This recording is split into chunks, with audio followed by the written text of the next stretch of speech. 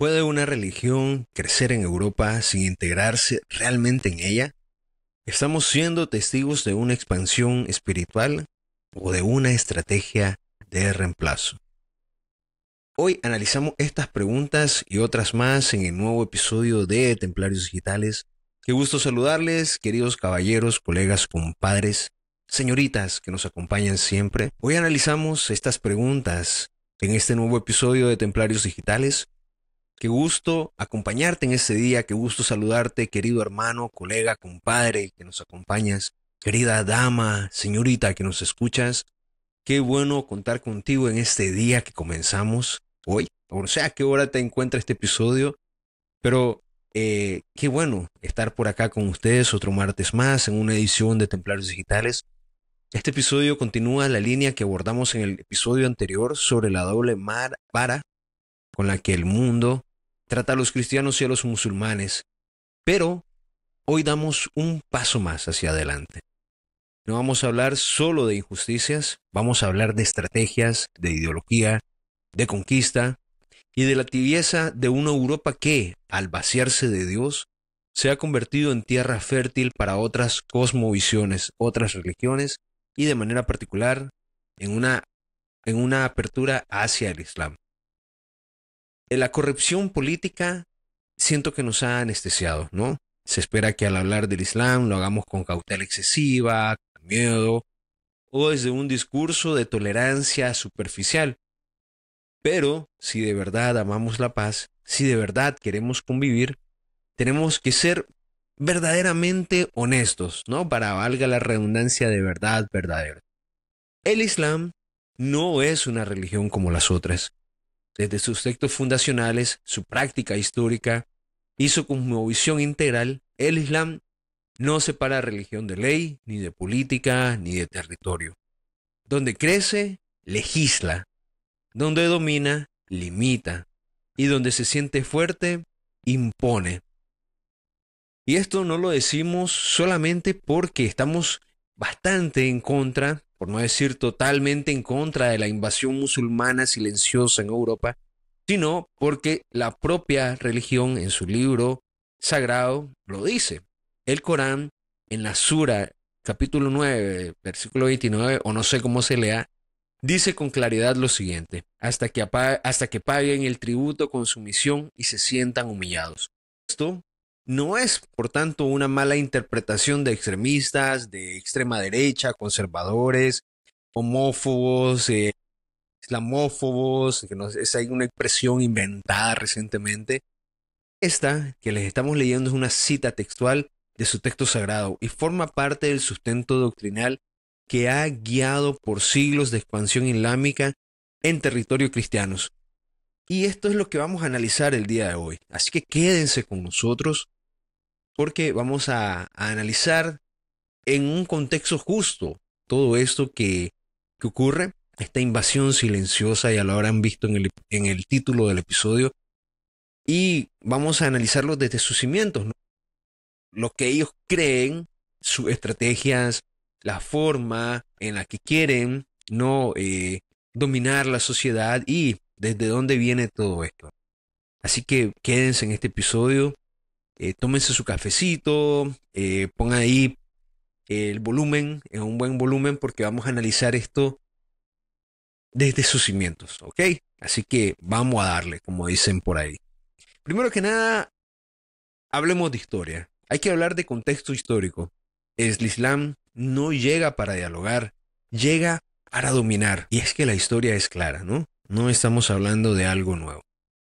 Ya en el siglo VIII comienza la invasión de la península ibérica por los musulmanes, justo donde hoy está España y Portugal. La llamada Al-Andalus no fue una coexistencia idílica, no, fue una ocupación territorial sostenida durante más de 700 años, marcada por la Immitud, eh, un estatus de segunda clase para judíos y cristianos, y por la superioridad legal de la ley islámica. ¿Ok? Para los que dicen que, por ejemplo, las cruzadas fueron injustas y que los cristianos fuimos unos bárbaros, al contrario, las cruzadas fueron una respuesta a 700 años de dominio musulmán, ¿ok? porque los musulmanes invadieron donde ya era territorio cristiano y donde los cristianos recuperaron territorio históricamente ha sido tierra cristiana. Después vemos cómo el Islam se transforma también en imperio a través del Imperio Otomano. Dominó gran parte de los Balcanes, en Serbia, Albania, Grecia, Bulgaria, donde la islamización no fue voluntaria, sino fruto de conquista. Y vemos también intentos fallidos como en Viena, en Austria, entre 1529 y 1683, hubieron intentos fallidos del ejército otomano por conquistar el corazón del catolicismo europeo. Hoy, la conquista ya no llega con lanzas, pero sigue llegando.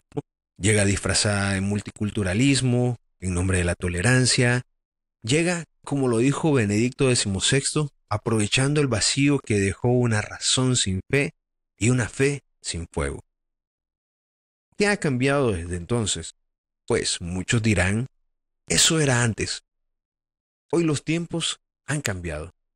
Sí, cambiaron las formas, pero no cambió el objetivo. Donde el Islam es mayoría, otras religiones no florecen, ni dejarán que florezcan. Hay persecución, restricción, censura. Basta mirar países como Irán, Arabia Saudita, Pakistán o incluso Marruecos, donde el Islam es minoría, este crece en silencio, edifica mezquitas, se organiza y espera, con paciencia, porque el Islam no es solo una fe, es una ideología total que regula cada aspecto de la vida de las personas que siguen esta religión o este modo de vivir. De hecho, el historiador Bernard Lewis dijo lo siguiente: el Islam no se limita a predicar una fe, sino que busca establecer un orden político y social basado en la Sharia. Y esto no se limita solamente a nuestra perspectiva o a nuestra lectura de la historia o a nuestra lectura de, digamos, el pensamiento musulmán, sino que es también algo que predican ellos para ellos mismos. Claro, no van a salir hacia el cristiano que quieren conquistar o hacia la Europa que quieren conquistar claramente con estas palabras. Más aún, sí, hemos nosotros obtenido acceso a algunos videos que publican algunas cuentas que se encargan de hacer público estas cosas para que podamos verlo. Y nosotros queremos hablarles hoy de las fases de esta invasión, pero no citando palabras nuestras, como les digo, sino palabras que ellos pronuncian en sus discursos. Y es por eso que hemos preparado 3 videos para que puedan ver claramente lo que sus, no sé cómo sería, pastores, digamos, dicen en sus mezquitas para sus creyentes. Así que si estás viendo esto en audio, es posible que te encuentres confuso durante algunos momentos porque si no entiendes inglés, vas a escuchar un audio en inglés. Así que te pido paciencia porque igual vamos a explicar los videos y vamos a explicar esta estrategia sucesivamente. Así que durante unos 3 minutos aproximadamente vas a escuchar este audio en inglés. Así que adelántalo si quieres hasta encontrar la explicación de todo esto. Sin embargo, si puedes vernos en video, te animo a que agarres tu celular y que a partir del siguiente momento veas los videos que voy a compartir acá para que podamos sacarle el máximo provecho y veas claramente lo que dicen estas personas. Los videos están subtitulados, así que van a poder entender tanto en idioma inglés como en español. Así que vamos a darle play a esto. No one, only Michael Ali, who can stop you from becoming a president. Dream big, have a vision. Because if Barack Hussein Obama can be a president, Suhaib Jawad cannot be a president? Can. He's going to be a president. He's talking about that the Muslims will take over Mecca. They used to laugh at him. What happened? What is Mecca now? Where is Mecca? It's coming. Change is coming to America. And what is Allah telling us? Kuntum khayra ummatin. You are the best of nations. You're better than everybody else. That's what Allah is saying. Let's work towards that. Let's work towards a Muslim mayor. Next election that comes in, nominate people for the School Board of Education. Next election that comes here, nominate people for the local township. became, the demographics changed. People converted. There's a big, huge conversion going on in this country. Where are the converts? They just convert and they're gone in the wilderness. The other thing, children. Muslims have the highest population. Average, they did Pew Foundation did a research study, Pew Foundation, and they said that Muslim household average is 3.4 child per family. The white American has 1 child per family. We're already beating the march because these are voters. These are not just babies being born in hospitals. These are voters. That's the way a politician looks at it. We have to change the framework and start looking at things from a different lens, different angle for future. You're not going to change society today in your lifetime, but you think about your grandchildren. Ahí ven el primer video, esto es cómo ellos quieren implantar el Islam en Estados Unidos, ¿ok? Como ya lo están haciendo en Canadá. Cosas de las que ya habíamos hablado en el episodio anterior. Vayan a darse una vuelta. Y esto lo pongo de primero porque en realidad esta es la semilla, como ellos comienzan, ¿no? El momento de emigrar y de ir dándose cuenta que pueden abrirse paso en la sociedad a través de los mecanismos democráticos. Pero luego intentan cambiar todo.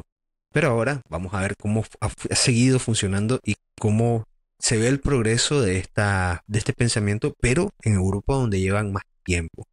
Véanlo a continuación. We are buying these churches.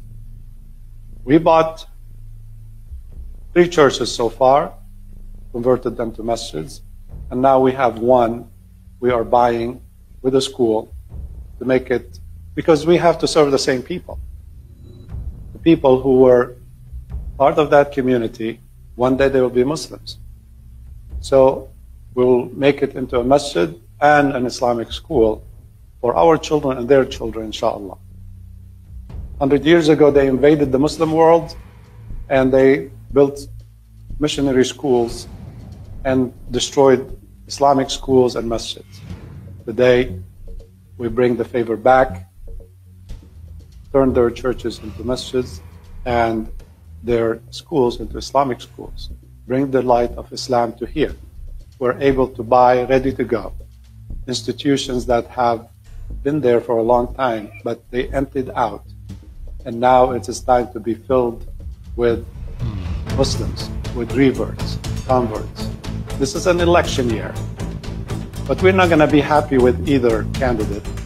We have to be happy when Islam becomes the best candidate for us. I ask Allah subhanahu wa ta'ala to give Islam the victory in this country. Como pueden ver, está hablando un público de habla inglesa, esto es en Reino Unido. Así que vean cómo va el avance sobre esto, ¿ok?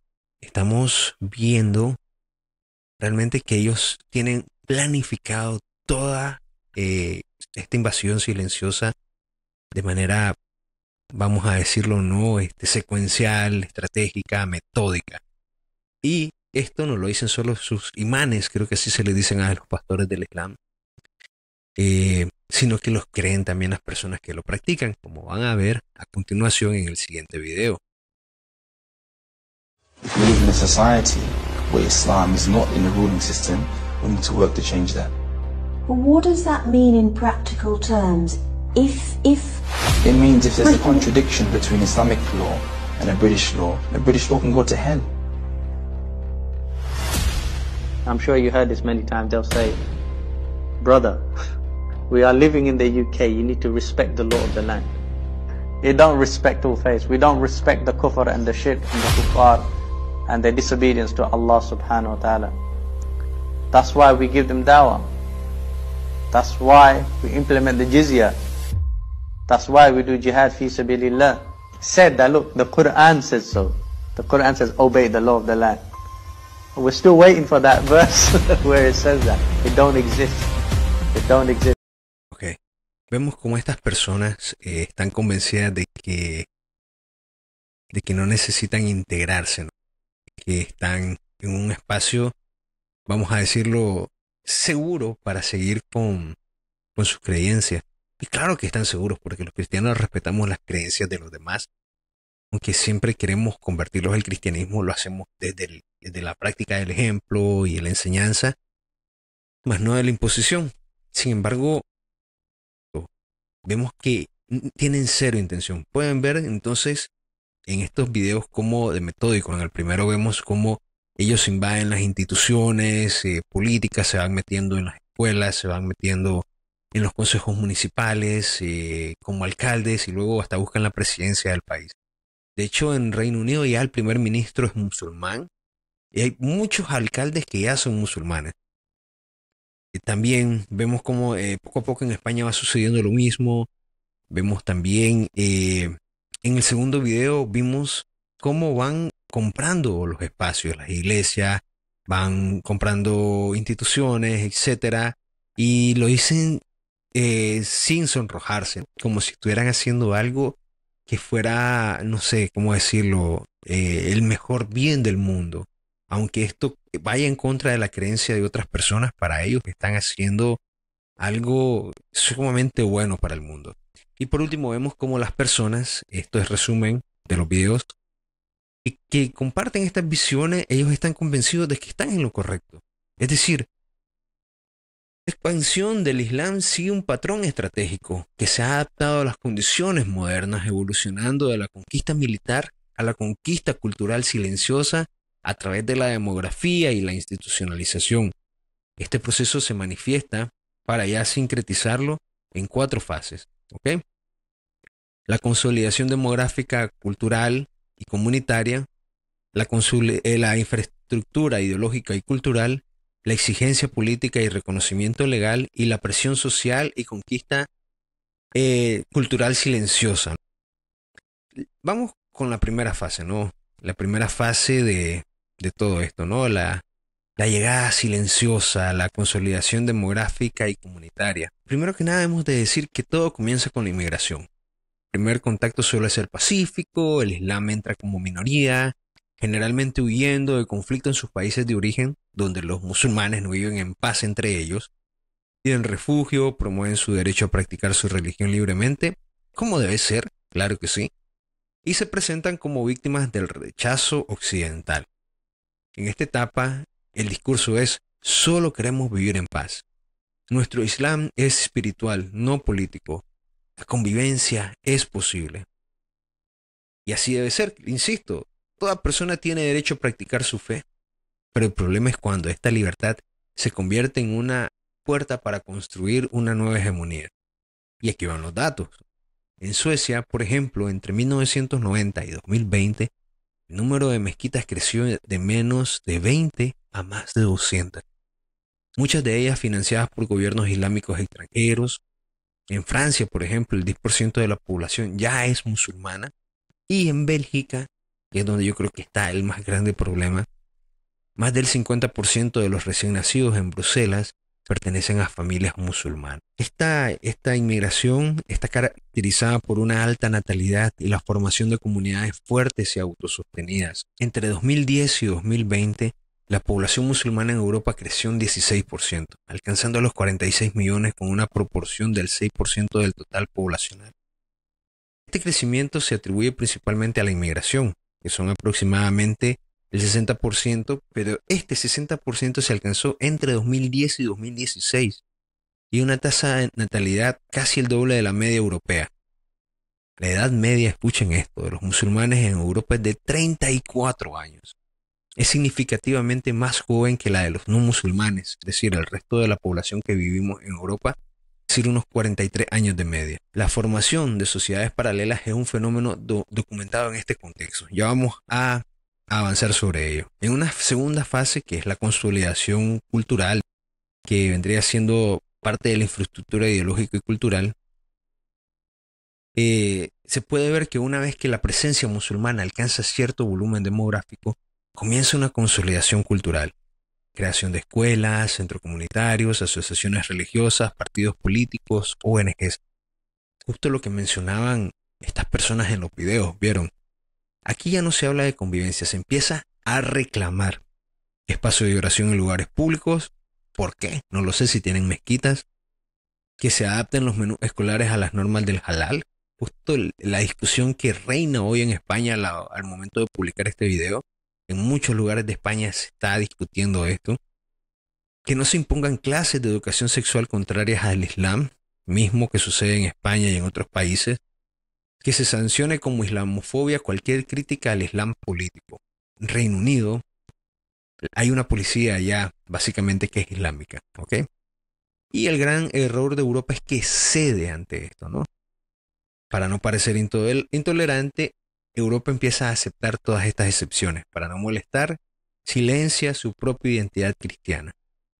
Por ejemplo, en zonas de Londres, París o Berlín hay barrios donde la ley no escrita ya no es la Constitución Europea, sino el Código Islámico Social. La mujer que no se cubre es mal vista, la Iglesia Católica es hostigada, los cristianos no pueden evangelizar sin miedo.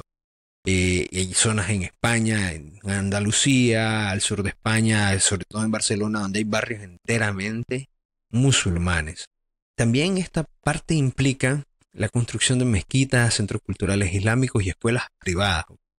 Alemania, por ejemplo, cuenta con aproximadamente 2.600 mezquitas y Francia con 2.100 mezquitas. Estos son datos de 2025, son fresquitos.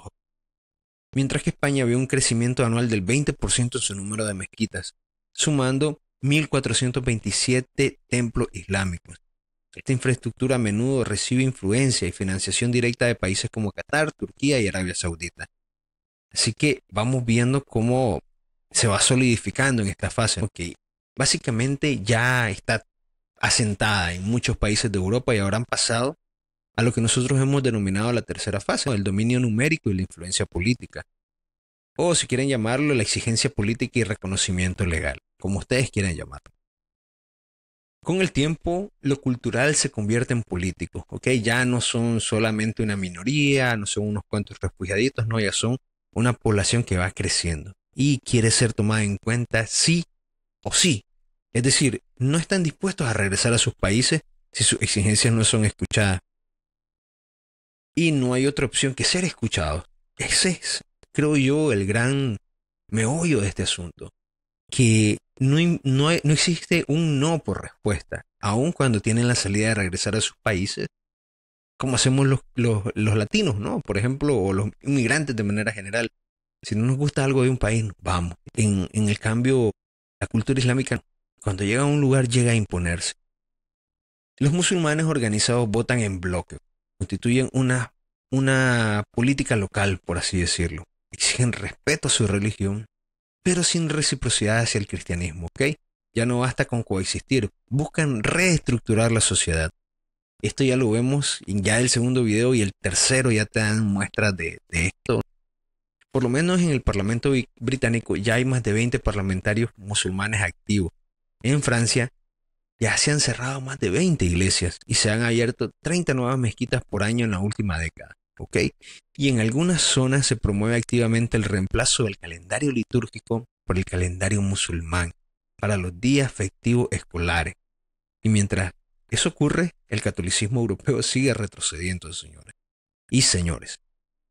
Se manifiesta también esto en reclamaciones como espacios públicos, festividades, como lo decíamos, ¿no? Y el reconocimiento en tribunales de la Sharia para asuntos civiles, como se ha visto en el Reino Unido, donde básicamente está aprobado, aunque sea tácitamente. Esto incluye la presión sobre gobiernos locales para modificar reglamentos culturales, educativos y sanitarios según normas islámicas, que básicamente están cambiando las sociedades de su cimiento. Y una última fase, ¿no? Que sería el Islam como religión total, ¿ok? O bien la presión social y conquista cultural silenciosa. Esto conduce a la imposición de códigos sociales de facto en barrios musulmanes, la creación de zonas no-go, donde la ley islámica opera informalmente, la censura directa a críticos del Islam es algo normal, y el retiro de símbolos cristianos en nombre de una malentendida tolerancia es el pan de cada día. Vemos cómo el Islam no distingue entre ley y fe, entre religión y política, y entre adoración y legislación. Por tanto, no podemos hablar del Islam como una religión, sino que podemos hablar del Islam además de el asunto religioso, como una ideología y sobre todo como un sistema de gobierno. Porque eso es lo que es en última instancia. ¿Qué pasa con esto? Lo que para el cristianismo es la comunión, para el islam es el ummah, así se pronuncia el término. La comunidad de creyentes que debe expandirse hasta alcanzar el dominio. Según se interpreta en el Corán, el planeta entero es su fin final, ¿ok? Como el líder espiritual Yusuf al-Qaradawi, uno de los referentes de la hermandad musulmana, que de hecho más que un grupo político es un grupo terrorista, dijo lo siguiente: con nuestras mujeres daremos a luz al Islam de Europa.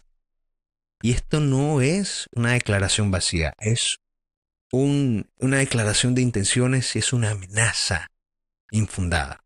Es decir, no se trata de integración, se trata de islamización progresiva. Y esto se puede ver en los datos. La combinación de una demografía joven y una alta natalidad con una fuerte inversión en infraestructura religiosa y cultural genera un efecto de bola de nieve que acelera la expansión del Islam en Europa.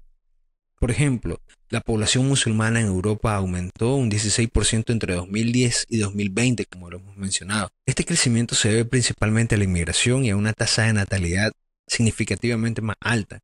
Y como ya lo mencionamos en el episodio anterior, en realidad, los musulmanes tienen al menos 3 hijos por familia, o por mujer, si quieren verlo así, ¿no? Frente a 2.2 por las personas no musulmanas.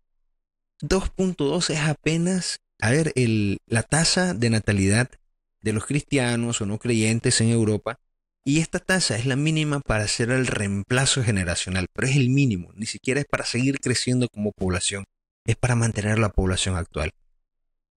Y mientras la edad media de los musulmanes es de 34 años, nosotros, el resto de los no creyentes en el Islam, o sea, los cristianos y los ateos y los gnósticos, lo que quieran, tenemos una media de 43 años, es decir, tenemos menos hijos y estamos más viejos de manera general. Este proceso, como ven, no es solo una progresión lineal de fase, sino una dinámica sinérgica donde la vitalidad demográfica y el apoyo institucional se refuerzan mutuamente, llevando a un crecimiento rápido y sostenido. ¿Dónde queda en este contexto la libertad religiosa?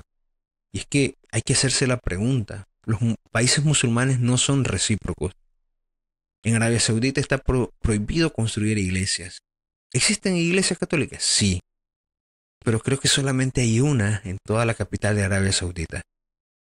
Y esto, fuera de la iglesia no se puede hablar del cristianismo. ¿Ok? Adentro del templo, sí. Y esto porque son socios de los estadounidenses. Estoy muy seguro de eso.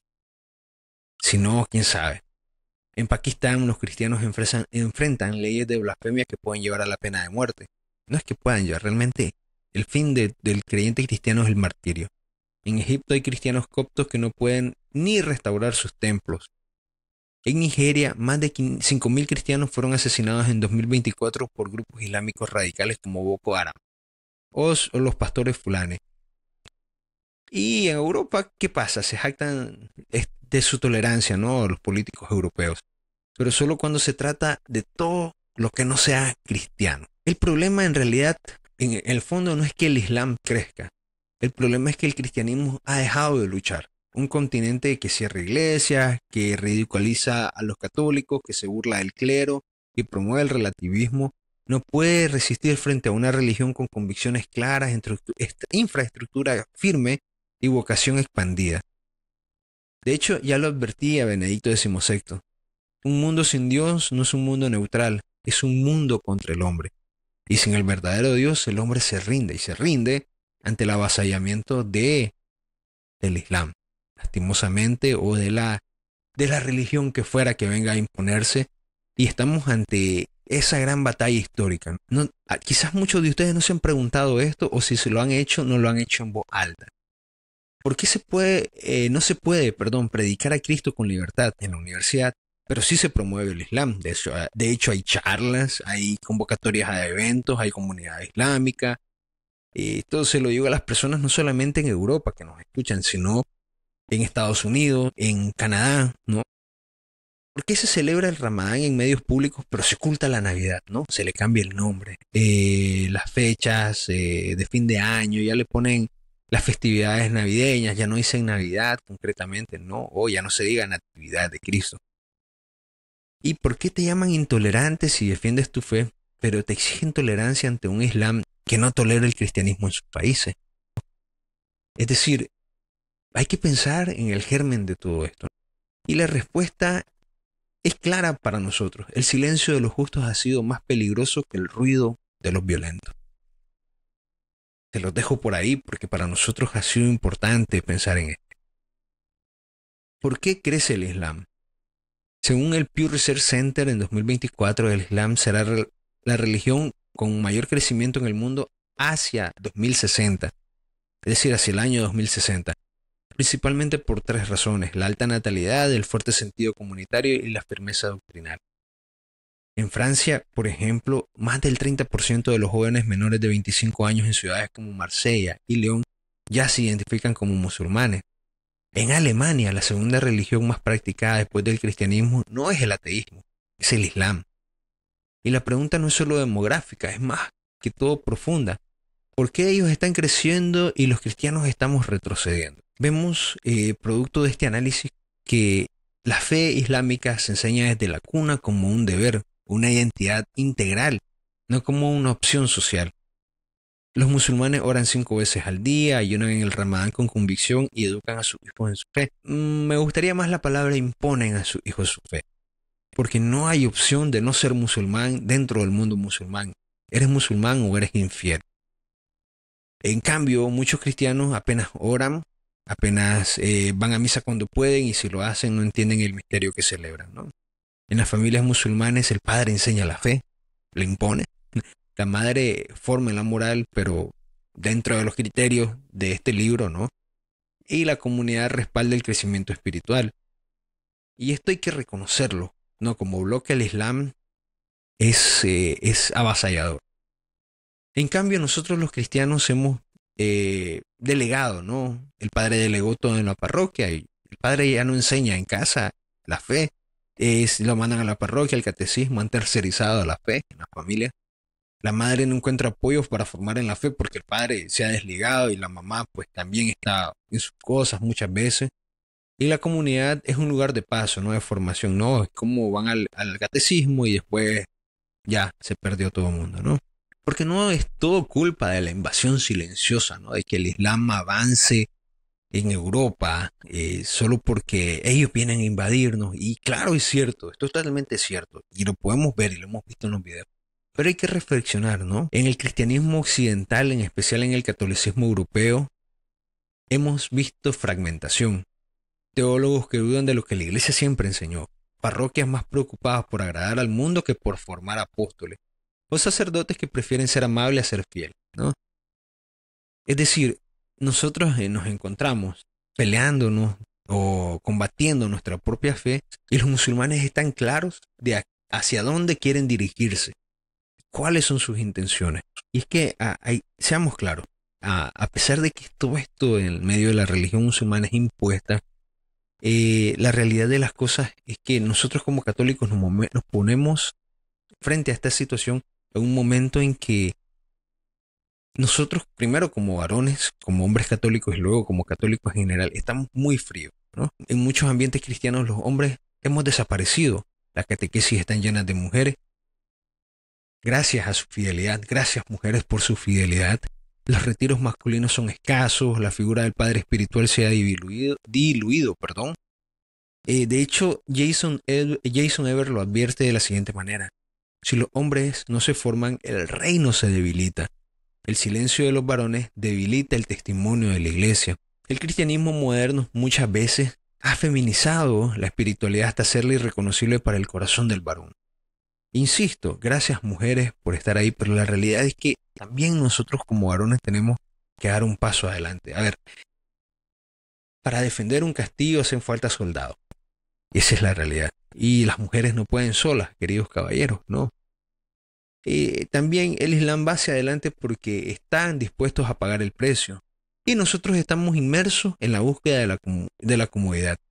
En Francia, por ejemplo, jóvenes musulmanes se niegan a asistir a clases que contradicen su fe y sus familias lo respaldan. ¿Cómo sería diferente si los católicos hiciéramos esto?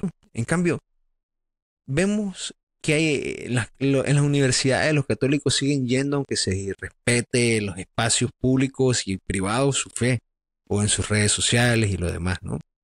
Jordan Peterson lo dice de la siguiente manera: las civilizaciones no sobreviven si sus hombres no están dispuestos a luchar por ellas. Nosotros queremos resucitar sin pasar por la cruz. Queremos fuego sin sacrificio, queremos reinos sin combate. Y así nos vamos a volver irrelevantes en una batalla que nunca detuvo su marcha, porque está ahí, está a las puertas de nosotros. Ellos entienden, su fe como una totalidad. Y nosotros muchas veces la vemos como un evento social. Esa es la realidad. Y también hay algo que decir. Salen a predicar su fe y a tratar de convencer a todo el mundo. Y nosotros, ¿qué hacemos? No, nos encerramos en 4 paredes muchas veces. Yo creo que es momento de recristianizar todos nuestros ambientes. Yo creo que nosotros estamos llamados a hacer una reflexión profunda de nosotros mismos como personas y luego como sociedad y como iglesia. Y con esto quiero ir cerrando, porque la realidad es que podríamos quedarnos no en que, vienen a invadirnos, qué malos que son. Y sí, existe una invasión, pero también nosotros estamos en un momento en que debemos encender con fuego nuestra fe para poder defender nuestro territorio, tanto en la fe como a nivel demográfico, como a nivel social, como a nivel político. Los valores de la cultura occidental son y serán profundamente cristianos. Sobre todo serán si nosotros logramos defenderlo. Y es que estamos en el momento. Vamos a ir concluyendo el episodio diciendo que en realidad, luego de este análisis, podemos ver que la influencia islámica en Europa revela un proceso que trasciende la mera inmigración o la diversidad cultural. Lo que se observa es una expansión religiosa, un proceso estratégico que, aunque difiere de las conquistas militares históricas, persigue una lógica de predominación social y cultural. Así que vamos a ir viendo esto en distintos países ahora, no solamente en Europa, sino en Norteamérica.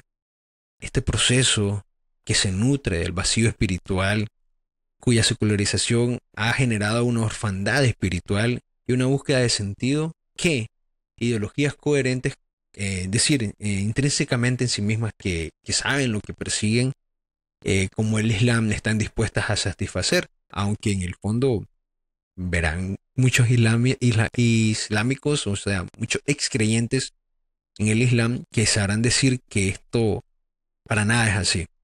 Si quieren un tercer episodio, pónganlo en sus comentarios, porque podríamos ver ahora el testimonio de personas que se han convertido del Islam al cristianismo gracias a este avance, y esto nos da una esperanza.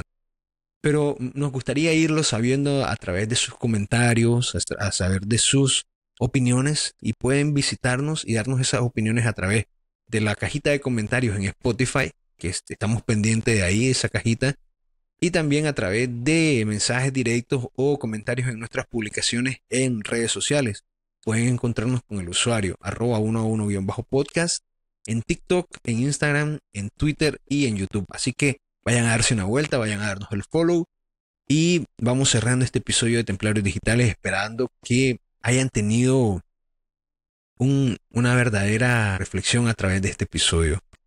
Nosotros nos vemos el viernes en Viernes de Varones, siempre en su espacio 1 a 1 Podcast. Les ha saludado su servidor de siempre, Edwin Vargas. Nos vemos por ahí. Bye, bye.